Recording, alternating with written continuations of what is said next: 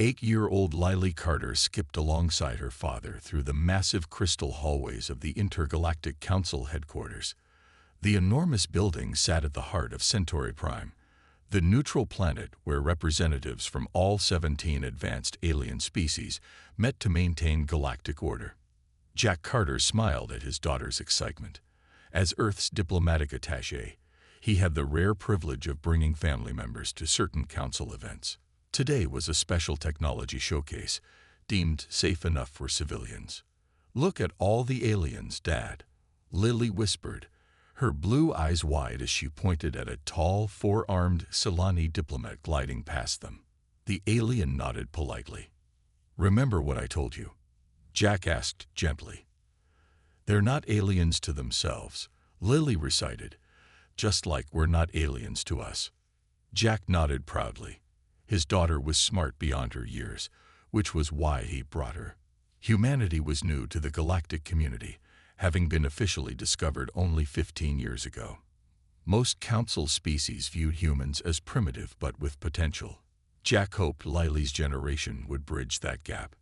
They entered the Grand Exhibition Hall, where hundreds of delegates gathered to view the latest advancements from across the galaxy. Hovering platforms displayed everything from medical devices to agricultural tools. At the center was the Council's pride, their peacekeeping technology. A tall, reptilian Krell officer named Cervex stood guard by the weapons display. His scaled skin gleamed under the blue lights as he watched the humans approach. Something in his yellow eyes made Jack uneasy. "Stay close," Jack whispered to Lily. The Council's head of technology, a jellyfish-like Medusan named Floating Harmony, began the demonstration. "This sonic disruptor can disable hostile forces without causing permanent harm," she explained, her tentacles manipulating the controls. Lily watched in fascination. She reached into her pocket and pulled out a small device. "What's that, sweetheart?" Jack asked. "My holo recorder," Lily said, "for school. Ms. Johnson said I could get extra credit." Jack nodded, but noticed Cervex suddenly stiffen, his clawed hand moving to his sidearm. The next few moments happened too quickly for Jack to process. Lily raised her recorder. Cervex shouted something about a weapon. The blue flash erupted from the Krell's gun. And then Lily wasn't standing anymore. The hall erupted in chaos. Jack fell to his knees beside his daughter's small body, a burning hole through her chest. His hands hovered over her, trembling, afraid to touch and confirm what he already knew. "No, no, no," he repeated, gathering her into his arms. Her recorder clattered to the floor, clearly just a child's toy. Guards surrounded Cervex, who showed no remorse. The human child raised an unidentified object in a secure area. I followed protocol. Within hours, the Council convened an emergency session. Jack sat in shocked silence as 17 species debated the value of his daughter's life. While regrettable, Officer Cervex acted within established security guidelines, announced High Counselor Zorn of the Velderi. His massive, eyeless head swiveled toward Jack. "The Council extends its condolences and offers compensation of 50,000 galactic credits." "My daughter is dead," Jack said, his voice hollow.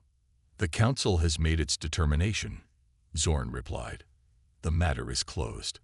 Jack looked around the chamber. A few delegates looked uncomfortable. The Lumerian representative had tears streaming down her face tendrils.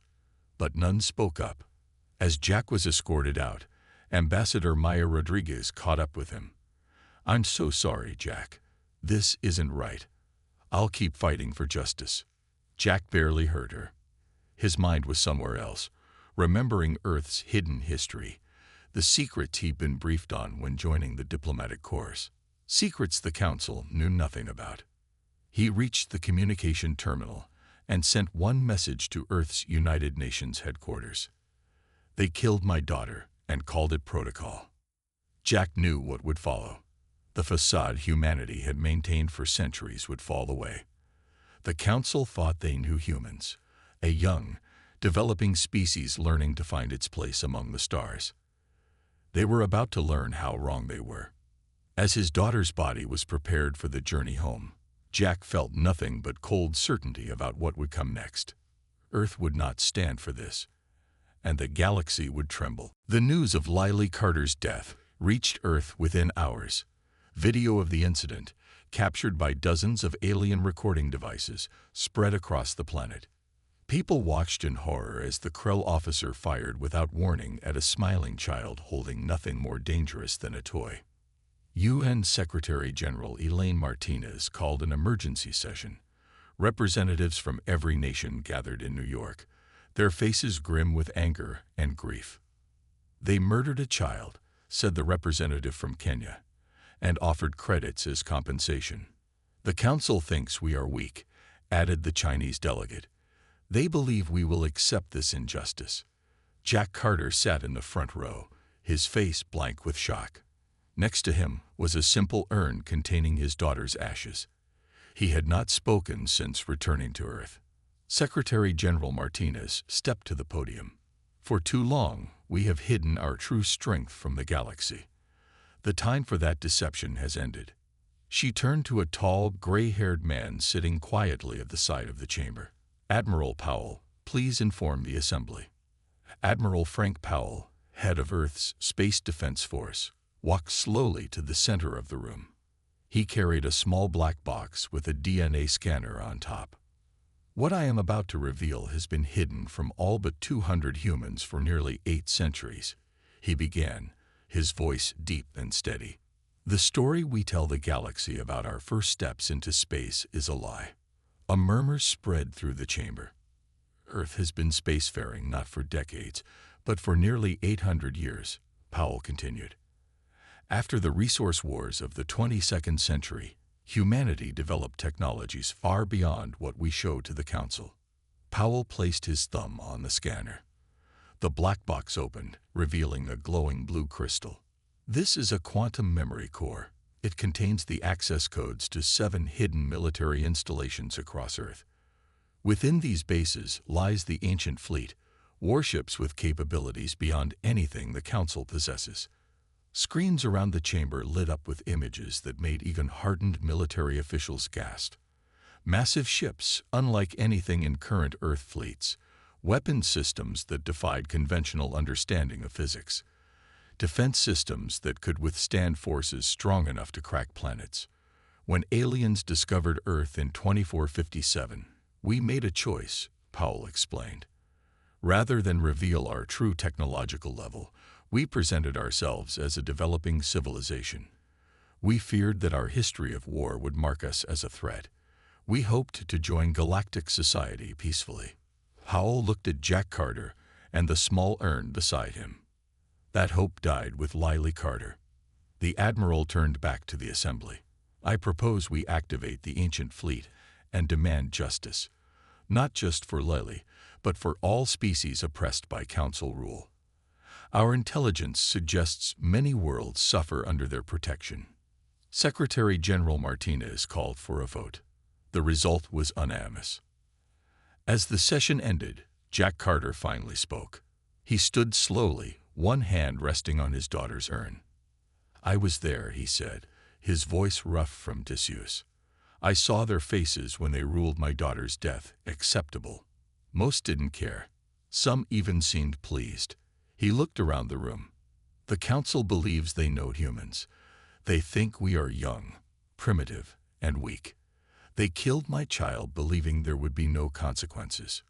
His eyes hardened. "Show them who we really are." Deep beneath the Pacific Ocean, powerful systems began to hum. Hidden entrances in Antarctica slid open for the first time in centuries. In the Gobi Desert, sand shifted to reveal massive launch doors. 4 other locations around the planet, erased from all maps, awakened with new purpose. The ancient fleet was stirring. On Centauri Prime, Council sensors detected unusual energy readings from the Sol system. The technicians adjusted their equipment, certain it was a malfunction. Nothing from Earth could generate power signatures that massive. They were wrong. Captain Olivia Daniels stood in awe as the massive hangar doors opened. The underwater base beneath the Pacific Ocean rumbled as systems woke from centuries of sleep.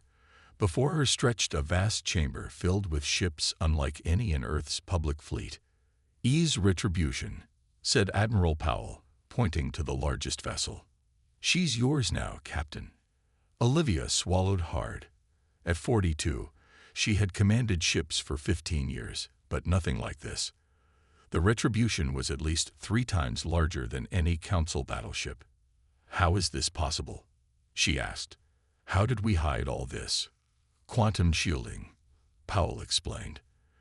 "The same technology that will make these ships nearly invisible to Council weapons." Workers swarmed across the base. Similar scenes played out at 6 other locations around the planet. Earth was preparing for war. Olivia followed Powell into the Retribution. The ship's interior glowed with soft blue light. No buttons or switches covered the walls. Just smooth surfaces that responded to touch. "Your command center," Powell said, leading her onto a bridge unlike anything Olivia had seen. A gentle voice filled the room. "Hello, Captain Daniels. I am Atlas." Olivia looked around for the speaker. "Atlas is the ship's eye companion," Powell explained. "All vessels in the ancient fleet have one. They're not just computers, they're digital consciousnesses that help pilot the ships. I have been dormant for 327 years, 4 months, and 16 days, Atlas said. "It is good to be awake again." Olivia placed her hand on a control panel. Information flowed into her mind. Ship specifications, weapon systems, crew quarters. The Retribution carried technology centuries beyond what Earth showed to the galaxy. "Quantum drives that can cross the galaxy in days," she whispered. "Energy shields that can withstand direct hits from Council weapons.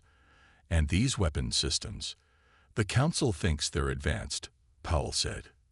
"They have no idea what humanity achieved before we went into hiding." Within 24 hours, 7 massive ships rose from their hidden bases. People across Earth stopped to watch as the ancient fleet assembled in orbit. The alien ambassadors on Earth sent panicked messages home. They had no idea humans possessed such technology. On the Retribution's bridge, Olivia studied the crew taking their stations. Most looked as shocked as she felt. Only a few hundred people had known about the fleet before today. "Captain, all systems are online," reported her first officer, Commander Alan Becker. "The fleet is ready." "Thank you, Commander." Olivia turned to the communication officer. "Send this message to the Intergalactic Council on Centauri Prime. You have 48 hours to surrender those responsible for Lily Carter's death for trial under Earth law.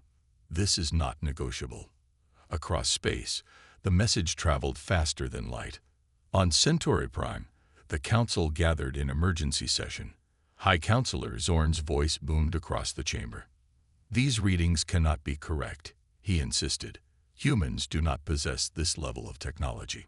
Ambassador Maya Rodriguez stood before the Council, her expression grim. "I tried to warn you. The child you killed has become a symbol. Earth will not back down." "You mean to threaten this Council?" asked Axorlak of the militant Dragath.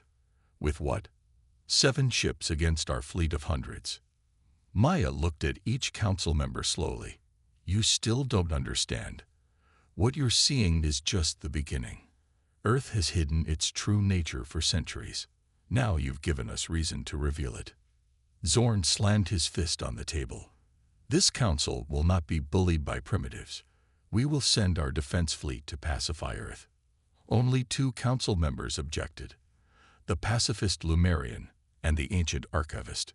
The archivist, Kelforan, rose slowly. His species was the oldest in the Council, with records stretching back millions of years. "The ancient texts speak of the terrors of Sol," he warned. "If these are the humans of old legends, we would be wise to heed their demands." The Council ignored him. 200 warships prepared to depart for Earth. On the Retribution, Atlas informed Olivia of the approaching fleet. "So they chose war," she said quietly. "Alert all ships. The ancient fleet will remind the galaxy why humanity once ruled the stars." High Counselor Zorn paced the circular chamber as reports flooded in from across the galaxy. The news of Earth's ultimatum and their mysterious fleet had spread quickly. Several council worlds were already calling for peaceful resolution. "This is unacceptable," Zorn growled. His gray skin flushed purple with anger. "Humans cannot be allowed to challenge council authority." The 17 council members sat around the massive crystalline table.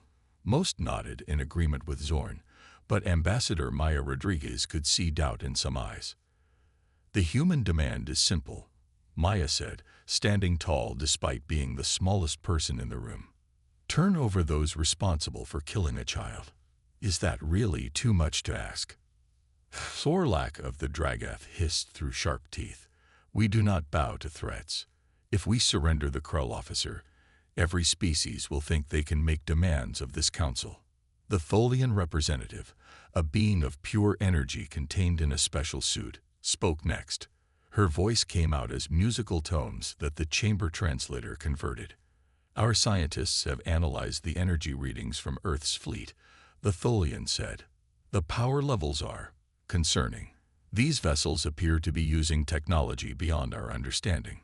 "Impossible," said Councillor Drex of the Voth Imperium. "Humans were throwing spears at each other just a few thousand years ago."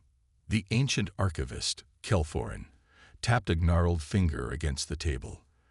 The room quieted to hear his rarely offered words. "There are gaps in our historical records," he said softly. "Entire civilizations that rose and fell before most of your species evolved. The oldest texts mention a race from a yellow star that once ruled half the galaxy. They vanished suddenly, leaving only warnings." "Superstition," Zorn dismissed. "We deal in facts, not ancient myths." Maya stepped forward again. "Please listen. I sent a message to Earth asking for more time to negotiate. But our fleet is powerful. If you send your ships against Earth, many will die." "Is that a threat, Ambassador?" Zorn asked coldly. "It's a prediction," Maya replied. The council voted. 15 species chose to send their defense fleet to restore order. Only the Lumerians and archivists voted against. As Maya left the chamber, the Lumerian representative followed her. Lumerians looked almost human except for their glowing skin and hair-like tendrils that floated as if underwater. "We believe you," said the Lumerian. "My people sensed the truth in your words. The council has grown corrupt with power. Perhaps humans will bring needed change." "At what cost?" Maya whispered. On the edge of Earth's solar system, the council defense fleet emerged from faster-than-light travel. 200 warships arranged in attack formation. Fleet Commander Voxnar smiled at the sight. His 4 eyes blinked in sequence, a sign of pleasure among his species. "Send the humans our demands," he ordered. "Full surrender within 1 hour, or we open fire." On the Retribution, Captain Daniels received the message. Her bridge crew looked to her for direction. "They still don't understand what they're facing," she said. "Atlas, prepare a demonstration. Target the uninhabited moon orbiting Neptune." "Target locked, Captain," Atlas replied. "Fire." A beam of blue-white energy lanced from the Retribution. When it struck Neptune's small moon, the entire satellite shattered into dust. "Send a message to the Council fleet," Daniels ordered. "That was one ship using minimal power. You have 1 chance to retreat and deliver Xervex for trial under Earth law." Commander Voxnar watched the moon's destruction with widening eyes. For the first time, doubt crept into his mind. But his orders were clear. "All ships, attack formation," he commanded. "Target the human vessels and fire at will." The Council fleet surged forward, weapons charging. On Earth, Admiral Powell and Secretary General Martinez watched the unfolding battle through quantum relays. "May God have mercy on them," Martins whispered. "Because our fleet will not." The Council fleet fired first. Hundreds of energy beams streaked across space toward the 7 ships of Earth's ancient fleet. Commander Voxnar smiled with satisfaction. No vessels could survive such an attack. But the impossible happened. The human ships shimmered and seemed to partially vanish. The Council weapons passed through them, as if firing at ghosts. "What trickery is this?" Voxnar demanded. On the Retribution, Captain Daniels watched calmly. Phase shifting complete, Atlas. Weapons status. All systems ready, Captain, the AI responded. Quantum cannons charge. Daniels took a deep breath. She had trained for space combat all her life, but never with weapons of this magnitude. These were planet killers, created in an age when humanity fought enemies long forgotten. Target their lead vessels, she ordered. Disable only. I want to minimize casualties. Target locked, Atlas confirmed. Fire. The ancient fleet responded as one. Beams of energy unlike anything the Council had ever witnessed cut through space. They didn't strike the Council ships directly. Instead, they created ripples in reality itself. Council shields failed instantly. Hulls cracked. Systems went dark. In the first 30 seconds, 20 Council ships were disabled. Impossible, Voxnar shouted as his flagship shuddered. Their weapons bypass our shields completely. His tactical officer, panic in his voice, reported, Sir, they're using quantum-level weapons. The beams aren't hitting our ships. They're altering the fabric of space around them. The Council fleet regrouped and tried new tactics. They launched thousands of automated fighter drones. They fired experimental weapons designed to destroy suns. They attempted to surround the human ships. Nothing worked. The ancient fleet moved with impossible speed and precision. When Council weapons did manage to hit them directly, energy shields flared bright blue but held firm. We're losing, Voxnar admitted after 20 minutes of battle. 60% of his fleet was already disabled or destroyed. Send a message to Centauri Prime. The humans possess technology far beyond our understanding. Before the message could be sent, 3 human ships vanished completely, only to reappear behind the Council fleet. How? Whispered Voxnar's second-in-command. No species has mastered instantaneous spatial displacement. Apparently humans have, Voxnar replied bitterly. Trapped between the divided human fleet, the Council vessels began to surrender one by one. Within 30 minutes of the first shot, the battle was over. Of the 200 Council ships, only 40 remained operational, and those were retreating at maximum speed.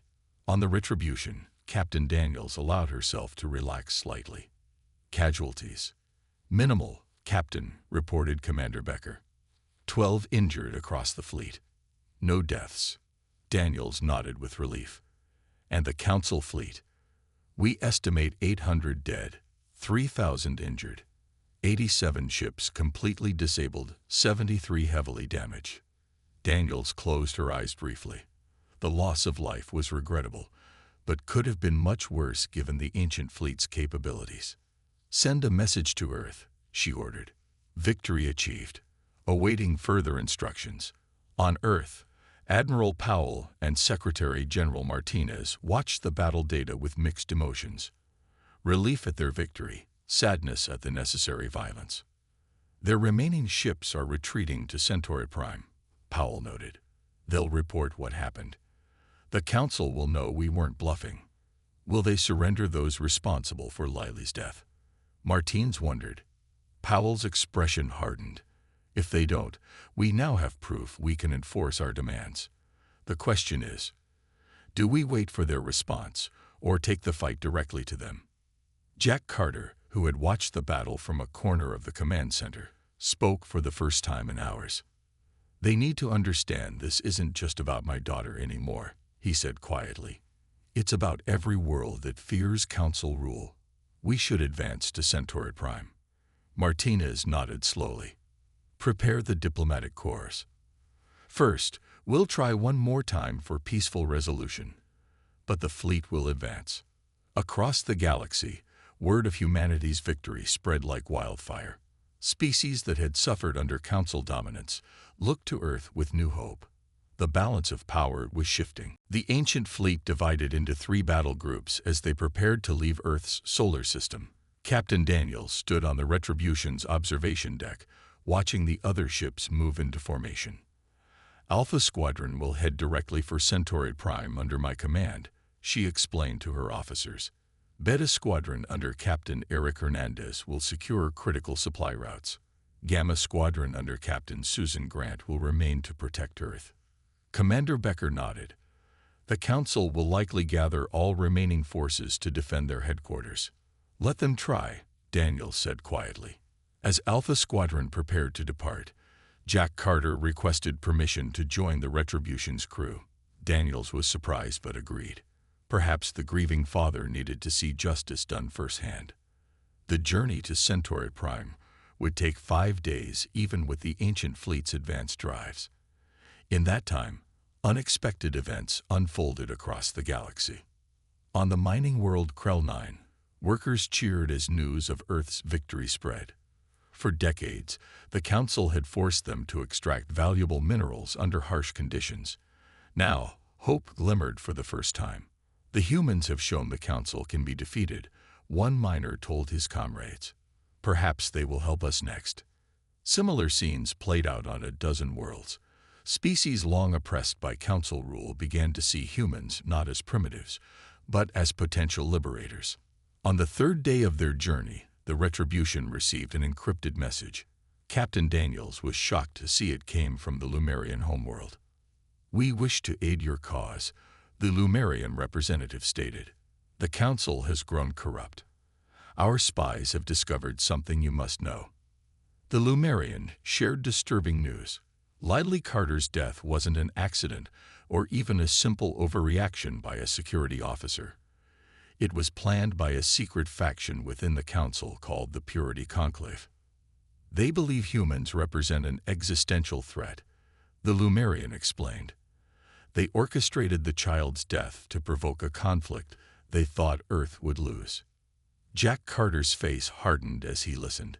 His daughter hadn't just been killed. She had been sacrificed for political purposes. "There's more," the Lumerian continued. "The archivists have broken their oath of neutrality to share ancient records with us. They believe humans once ruled a vast empire that mysteriously vanished from galactic history. The Purity Conclave fears your return to power." Captain Daniels thanked the Lumerian for this information. "We'll adjust our approach accordingly." As Alpha Squadron approached Centauri Prime, they detected massive energy signatures. The Council had assembled every available warship, over 300 vessels, to defend their headquarters. "They're desperate," Commander Becker observed. "And dangerous because of it," Daniels replied. "Atlas, scan for civilian populations on nearby moons and stations. We need to ensure minimal collateral damage." Meanwhile, on Centauri Prime, the Council was in chaos. Several members had fled. Others demanded immediate surrender to the humans. High Counselor Zorn struggled to maintain control. "We cannot show weakness," he thundered. The Purity Conclave was right. Humans are too dangerous to exist freely in our galaxy. We must stand firm. The archivist Kelforan rose from his seat, his ancient face solemn. "I withdraw the Archivist Collective from this council. You have corrupted the principles we founded it upon. May the humans show more wisdom than we have." As he departed, 5 other council members followed. Zorn watched them leave with fury. "Traitors. The rest of us will fight to the end." On the Retribution, Atlas detected an incoming transmission from an unknown source. The message was brief but startling. "Children of Earth, we have watched your return. The Prometheans greet their descendants. We will meet soon." Captain Daniels stared at the message in confusion. "Prometheans? Who are they?" Jack Carter's eyes widened in recognition. According to ancient myths, they were the first spacefaring race, thought extinct for millions of years. Before they could discuss further, attack alarms blared. The Council fleet had launched its first salvo. "Battle stations," Daniels ordered. "The real test begins now." The space around Centauri Prime erupted with energy as the Council fleet launched everything they had. This time, they were more prepared. Their ships fired in complex patterns designed to catch the human vessels even when phase shifted. Captain Daniels watched calmly. "They've adapted. Good for them." "Shall we engage phase shifting?" Commander Becker asked. "No. Let's show them something new." Daniels turned to her weapons officer. Activate the temporal disruption fields. When the Council weapons reached the human ships, they seemed to slow down, then stop completely. The energy beams hung frozen in space. On the Council flagship, High Counselor Zorn stared in disbelief. What sorcery is this? Not sorcery. Science, his tactical officer replied. They're manipulating time itself around their ships. The ancient fleet began to advance through the Council formation. Any ship that came too close found its systems mysteriously shutting down, as if time within their hulls ran at a different speed than outside. Meanwhile, on Centauri Prime's surface, Ambassador Maya Rodriguez led a small team on a dangerous mission.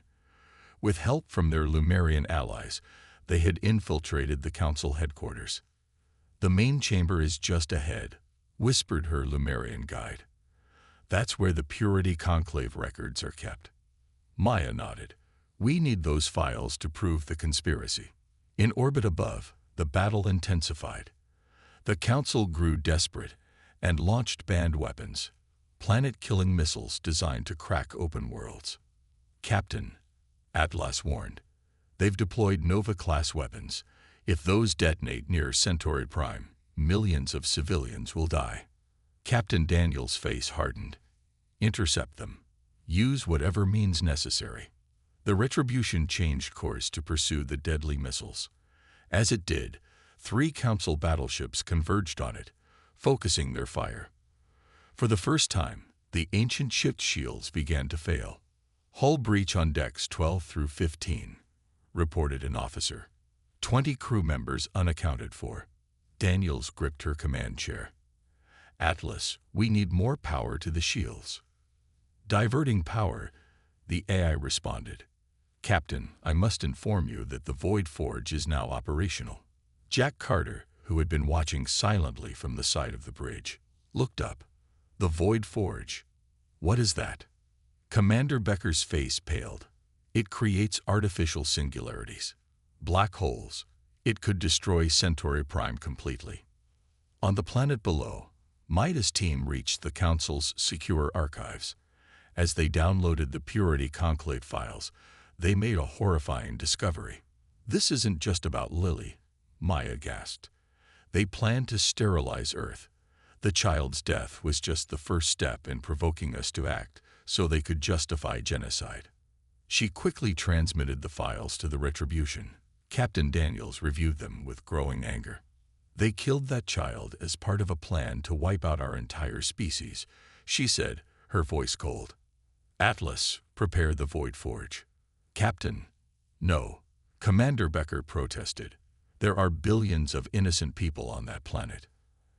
And they would have killed billions of innocent people on Earth, Daniels countered. Jack Carter stepped forward. Captain, my daughter died because of the Council's cruelty. But she wouldn't want this. Lily wanted to understand aliens, not destroy them. The ship shuddered as another hit landed. 3 more crew members reported dead. Daniel's hand hovered over the control that would activate the Void Forge. With it, she could end the battle instantly, destroying the Council fleet and Centauri Prime together. Atlas, what are our alternatives? She asked quietly. Before the AI could answer, space itself seemed to warp around them. Massive ships unlike anything humans or the Council had ever seen appeared around Centauri Prime. They dwarfed even the Retribution. All weapons, human and Council alike, suddenly went offline. A voice echoed across all communication channels. Enough.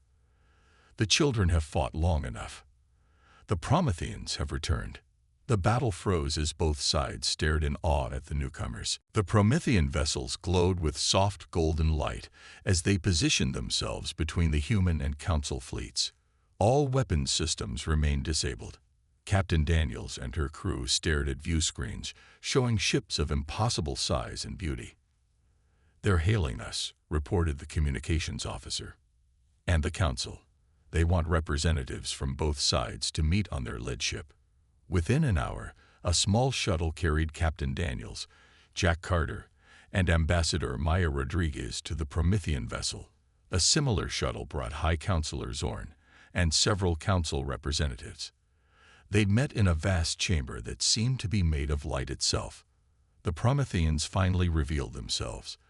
They looked surprisingly human, but taller, with skin that shimmered like polished metal and eyes that held the depth of galaxies. "We have watched and waited long enough," said their leader, a being who called himself First Memory. "It is time for truth." He gestured, and the chamber filled with stars and planets, a three-dimensional map of the galaxy. At its center, Earth glowed blue. Millions of years ago, we were the first to touch the stars. First Memory explained. We found this galaxy empty of intelligent life and seeded many worlds with our genetic code. Earth was special. We gave it our full potential. The map shifted, showing Earth's solar system in ancient times. Humans evolved quickly. They built a civilization that spanned half the galaxy before most current species have discovered fire. The archivist's legends are true. Humans once ruled the stars. Jack Carter stepped forward. What happened to them? To us? War, First Memory said sadly. A terrible enemy from beyond the galaxy. Humans fought bravely, but were forced to retreat to their homeworld. They buried their technology and erased most memories of their past to hide from their enemies. We Prometheans, your distant cousins, left to lead those enemies away. The map showed Earth going dark, with the rest of the galaxy slowly developing new civilizations.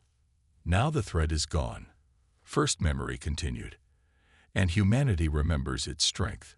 But will you use it wisely? He turned to High Counselor Zorn. Show them the Krell officer who killed the child. Guards brought forward Cervex, who looked defiant. I acted on orders, he hissed. First Memory touched the Krell's head. Instantly, images appeared in the air. Memory showing members of the Purity Conclave instructing him to kill a human child at the first opportunity. Jack Carter's face contorted with grief and rage. He stepped toward Cervex, but stopped himself. My daughter deserves justice, he said quietly. But not like this. Not with more death. Captain Daniels nodded. We came for justice, not vengeance. Those responsible should face fair trial, and the council must be reformed to prevent such corruption. First Memory smiled. You have grown wiser since the ancient days. In the days that followed, the galaxy changed forever. The Purity Conclave members were arrested. The council was dissolved and rebuilt with new rules and equal representation for all species, including Earth. The Prometheans shared knowledge with humans, confirming their ancient heritage. Earth kept its fleet but used it to help oppressed worlds and establish peace. 1 month after the Battle of Centauri Prime, a memorial service was held for Lily Carter. Representatives from every species placed tokens at the base of a crystal monument bearing her image. Jack Carter stood with Captain Daniels as they watched the ceremony. She would have loved seeing all these different beings together in peace, Jack said softly. Her death nearly started a war that could have destroyed everything, Daniels replied. But in the end, she brought about something better. The archivist Kel Thorin approached them, his ancient eyes kind. In our oldest records, there is a saying attributed to ancient humans, from the darkest tragedies come the brightest lights. As the memorial concluded, the Promethean ships prepared to depart.